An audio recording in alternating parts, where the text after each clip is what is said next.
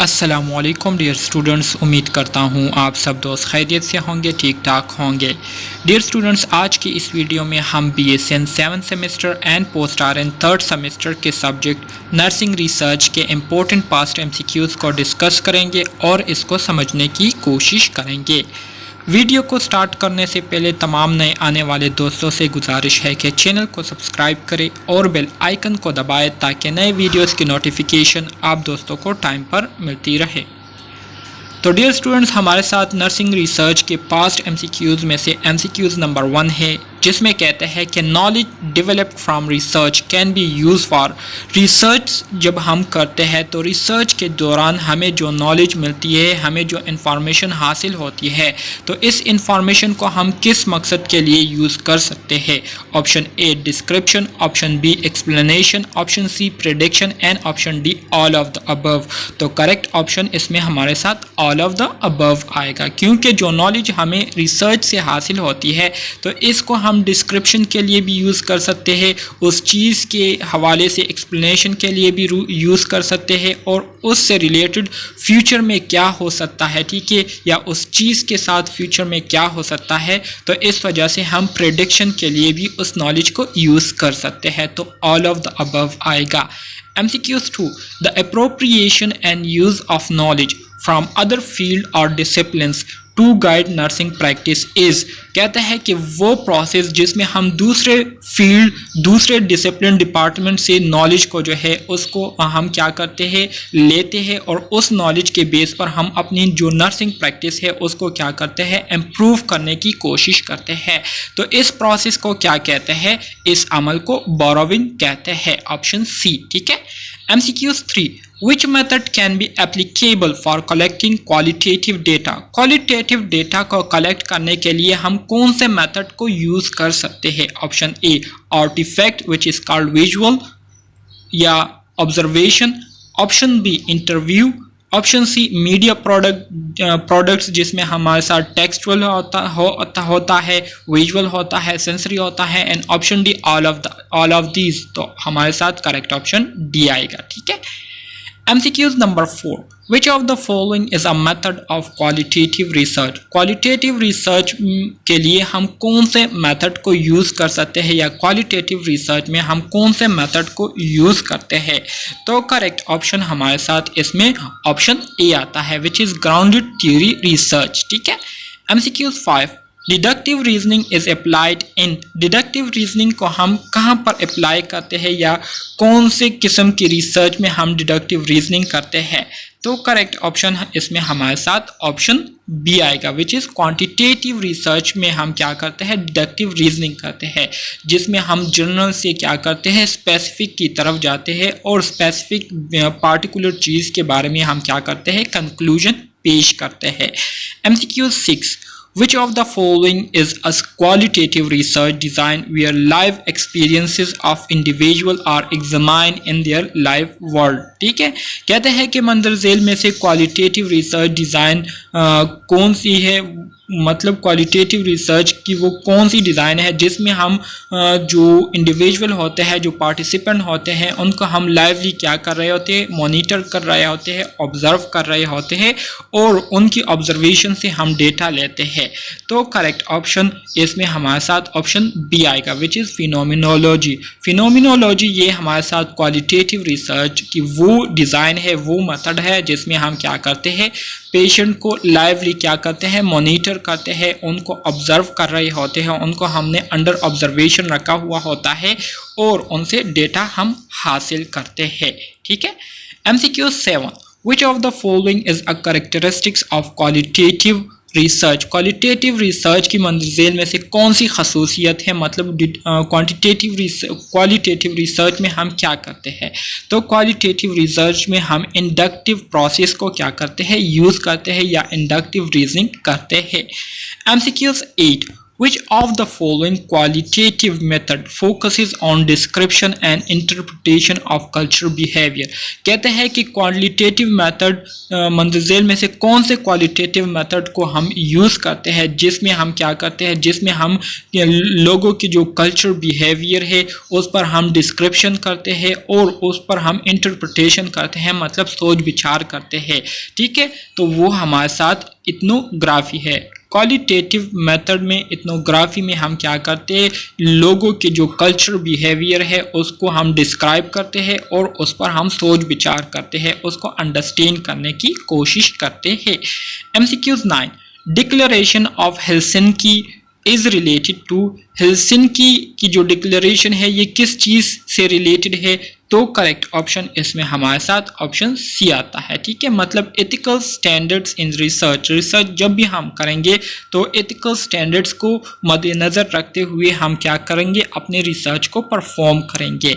MCQs 10 Three factors are important regarding the rights of the participant include all except, कहते हैं कि participants के हकूक़ के हवाले से मंजिल में से 3 फैक्टर जो है ये बहुत ज़्यादा इम्पोर्टेंट है, ज़रूरी है, सिवाय एक के। तो कॉन्फिडेंशियलिटी जो है ये भी बहुत ज़्यादा इम्पोर्टेंट होती है, एनोनिमिटी भी बहुत ज़्यादा इम्पोर्टेंट होती है। एनोनिमिटी से मुराद ये है कि आपने अपने पेशेंट को गुमनाम रखना है, अपने पेशेंट की बातें आपने दूसरे लोगों के साथ शेयर नहीं करनी। MCQs 10 का जो ऑप्शन सी है वो है voluntary participation and option D jurisprudence. ठीक है, ज्यूरिस्प्रूडेंस से मुराद ये है कि कानून का इल्म आपके पास हो। तो इसके अलावा जो है बाकी हमारे साथ सारे क्या है, ट्रू है। ठीक है, इसमें हमारे साथ ऑप्शन डी करेक्ट ऑप्शन आएगा। MCQs 11 The principles of ethics in nursing research include, nursing research में एथिक्स के हवाले से जो प्रिंसिपल्स है, जो उसूल बताए गए हैं उसमें हमारे साथ मंदरजा झेल आते हैं। ऑप्शन ए बेनिफिशियंस, मतलब अपने पेशेंट को जो है फ़ायदा पहुंचाना, रिस्पेक्ट फॉर ह्यूमन डिग्निटी, उनकी जो इज़्ज़त नफ्स है उसका ख्याल रखना, इसके साथ जस्टिस मतलब इंसाफ के साथ पेश आना। तो ये ऑल ऑफ दीज जो है ये हमारे साथ एथिक्स में आती है। ठीक है, MCQs 12 Informed consent process is strictly followed to ensure the right of the prospective subjects in research. Elements of informed consent include all except one, कहते हैं कि जब भी हम इन्फॉर्म कंसेंट प्रोसेस को क्या करते हैं, फॉलो करते हैं, तो इसमें हम अपने जो पार्टिसिपेंट्स होते हैं तो उनके राइट्स की हम क्या करते हैं, यकीन दहानी करते हैं। सो इन्फॉर्म कंसेंट के जो एलिमेंट है इसमें हमारे साथ गिवन मंदरजा झेल, मतलब दिए गए ऑप्शन में से मंदरजा झेल है सिवाय एक के। ठीक है, तो करेक्ट ऑप्शन हमारे साथ MCQs 12 में कौन सा आएगा, MCQs 12 में हमारे साथ जो इंक्लूडेड नहीं है तो वो ऑप्शन सी है। इनवॉलंटरी कंसेंट आप नहीं ले सकते, बाकी essential information for consent, consent में जो है एसेंशियल इंफॉर्मेशन होगी। Comprehension of consent information, consent के हवाले से जितनी भी इंफॉर्मेशन है वो हम अपने क्लाइंट्स को देंगे। कंपिटेंसी टू गिव कंसेंट, और इसी तरह से आप में ये उस पेशेंट में ये काबिलियत हो कि वो क्या करे, वो अपनी जिम्मेदारी लेती कि वो कंसेंट को क्या कर सकते हो, साइन कर सकते हो। MCQs 13 A hypothesis which a researcher tries to disprove is, वो hypothesis जिसे रिसर्चर जो है वो क्या करते हैं, डिस्प्रूव करने की कोशिश करते हैं, तो उस hypothesis को क्या कहते हैं, नल hypothesis कहते हैं। ठीक है, MCQs 14 The systematic, explicit and reproducible method for identifying, evaluating and synthesizing the existing body of completed and recorded work produced by researchers, scholars and practitioners is called, कहता है कि रिसर्चर, स्कॉलर्स और practitioners जो knowledge या जो information हासिल करते हैं, ठीक है, एक सिस्टमेटिक मेथड के ज़रिए, एक सिस्टमेटिक प्रोसेस के ज़रिए, ठीक है, जिसमें वो क्या करते हैं, मुख्तलिफ़ चीज़ों को आइडेंटिफाई करते हैं, उसकी इवाल्यूएशन करते हैं और फिर उससे जो है एक कंक्लूजन निकालते हैं। तो इस मेथड को क्या कहते हैं, इस मेथड को लिटरेचर रिव्यू कहते हैं। Option A. MCQs 15 We can ensure truth, trustworthiness and quality and qualitative research by, कहते हैं कि क्वालिटेटिव रिसर्च में हम किसी चीज़ के हवाले से जो ट्रस्ट वर्थनेस है और जो क्वालिटी है, ठीक है, उसको हम किस चीज़ के ज़रिए इंश्योर कर सकते हैं, उसकी हम इंश्योरिटी कर सकते हैं। Option A dependability, option B transferability, option C inform consent and option D both A B. तो बोथ ए बी हमारे साथ इसमें करेक्ट आएगा। मतलब डिपेंडेबिलिटी और ट्रांसफरेबिलिटी के ज़रिए हम क्वालिटेटिव रिसर्च में किसी चीज़ की ट्रस्ट वर्थनेस और क्वालिटी को क्या कर सकते हैं, इंश्योर कर सकते हैं। MCQ 16 steps for literature review. और लिटरेचर रिव्यू जब हम करते हैं तो इसको हम मंदरजा झेल स्टेप्स के ज़रिए करते हैं, ठीक है। तो वो कौन से स्टेप्स हैं जिसके ज़रिए हम अपने लिटरेचर रिव्यू प्रोसेस को कंप्लीट करते हैं। तो करेक्ट ऑप्शन हमारे साथ MCQ नंबर 16 में क्या है, ऑप्शन बी करेक्ट है। इसमें क्या करते हैं, लिटरेचर रिव्यू में सबसे पहले हम टॉपिक को सेलेक्ट करते हैं, फिर उस टॉपिक के लिए हमने सोर्सेज को सेलेक्ट करने होते हैं कि ये टॉपिक जो है हमने इसके हवाले से कहाँ से इंफॉर्मेशन लेनी है, किस तरह से इंफॉर्मेशन लेनी है। तो सोर्सेज को हमने सर्च करना होता है। तीसरा काम या तीसरा स्टेप जो लिटरेचर रिव्यू में है वो है critical review of the literature. फिर हमने लिटरेचर को क्रिटिकली रिव्यू करना होता है, फिर उस रिव्यू को हमने लिखना होता है और फिर उसको एक्नॉलेज कराना होता है। तो ये 5 स्टेप्स जो है लिटरेचर रिव्यू में होते हैं। MCQ 17 While writing a literature review, your literature review should include। जब हम लिटरेचर रिव्यू को लिखेंगे तो हमारे लिटरेचर रिव्यू में क्या होना चाहिए या किस तरह से होना चाहिए। तो करेक्ट ऑप्शन इसमें हमारे साथ कौन सा है, ऑप्शन डी है। मतलब ये तमाम बातें इसमें होनी चाहिए। MCQs 18 The research topic explore the experiences of nurses related clinical practices is।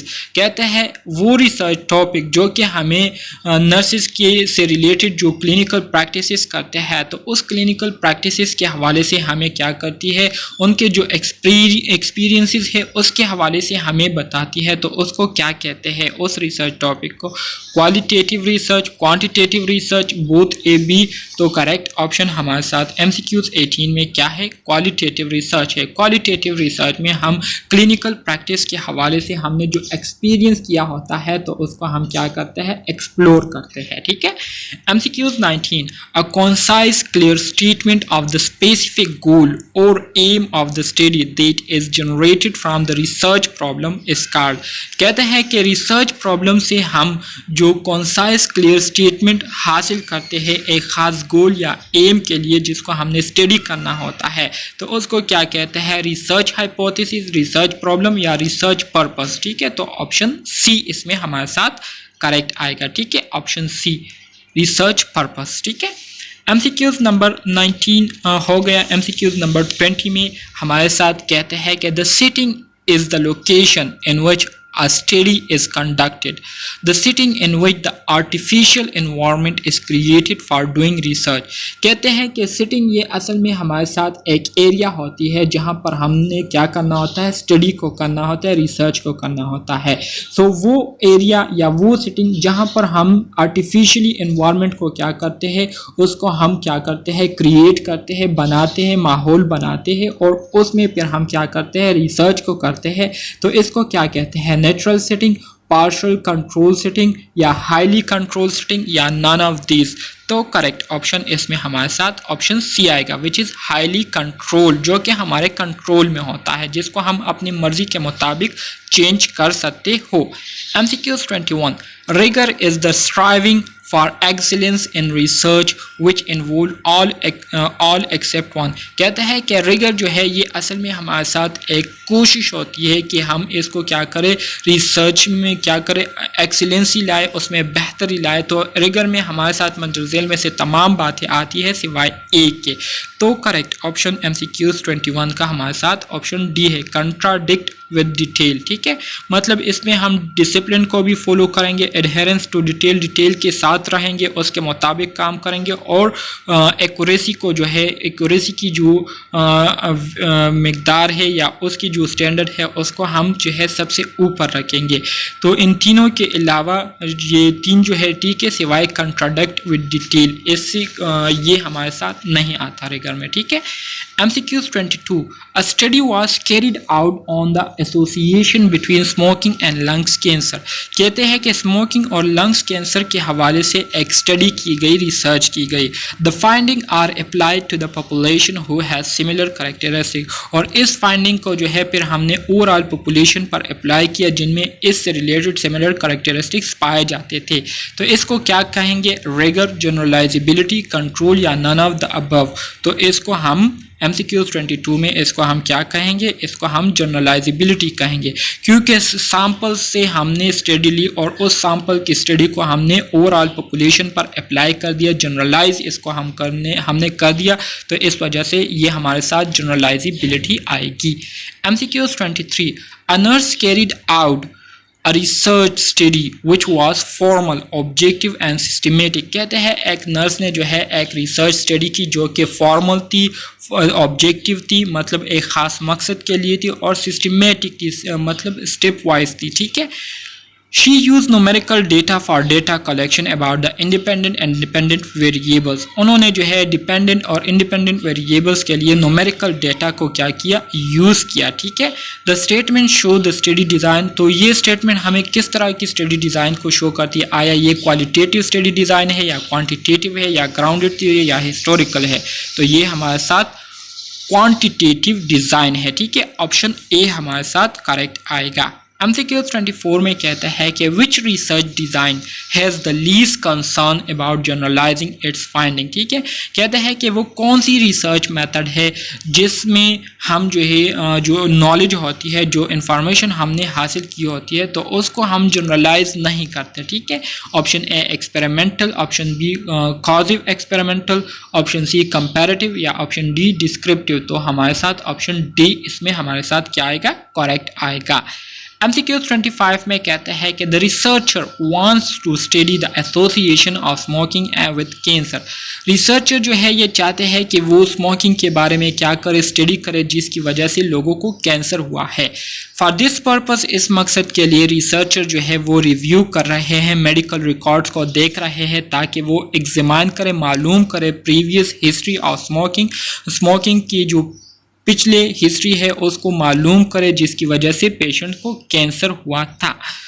तो इसमें कहते हैं कि मज़ीद आगे बढ़ते हैं, ये हमारे साथ किस तरह की स्टडी है? Prospective study, retrospective study, future study या नन ऑफ द अबव। तो करेक्ट ऑप्शन MCQ 25 में रेट्रोस्पेक्टिव स्टडी आएगी, ऑप्शन बी आएगा। ठीक है। ऑप्शन बी हमारे साथ क्या है? करेक्ट है। तो डियर स्टूडेंट्स, आज के लिए इतना काफ़ी है। इंशाल्लाह नेक्स्ट वीडियो में है हम MCQs 26 से स्टार्ट करेंगे। सो उम्मीद करता हूँ आपको ये MCQs पसंद आए होंगे। अगर फिर भी कोई क्वेश्चन है, कोई कन्फ्यूजन है, तो आप कमेंट बॉक्स में मुझसे डायरेक्टली पूछ सकते हैं। मिलते हैं इस वीडियो के दूसरे पार्ट में, तब तक के लिए अल्लाह हाफिज़।